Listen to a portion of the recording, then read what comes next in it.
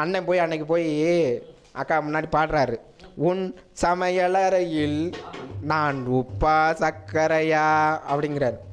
வாங்க வா வந்து சமைங்குது. இப்போ யார் வந்து பெண்கள் வீட்டில எல்லாம் வந்து பண்டிகைகளுக்கு சமைக்கிறதே கிடையாது நடுவர்.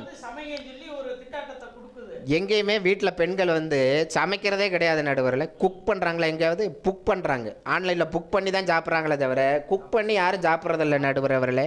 இப்படி தான் இன்றைக்கி நிலைமை போயிட்டுருக்குது நடுவரில். வாழை செழிக்குது, சோலை தலைக்குது, ஏழைகளுக்கு அதில் என்ன கிடைக்குது, கூளை குடிக்குது நாளை கழிக்குது, ஓலை குடிசையில் ஒண்டி கிடக்குது.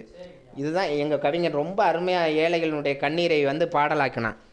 காண்பதெல்லாம் தொழிலாளி செய்தான், ஆனால் அவன் காணத்தகுந்தது வறுமையாம், பூணத்தகுந்தது பொறுமையாம். பூஞ்சிட்டு கண்ணங்கள் பொன்மணி தீபத்தில் பால் பொங்கல் பொங்குது பன்னீரிலே, பொங்கல் பிறந்தாலும் தீபம் எரிந்தாலும் ஏழைகள் வாழ்வது கண்ணீரிலே, இந்த ஏழைகள் வாழ்வது கண்ணீரிலே.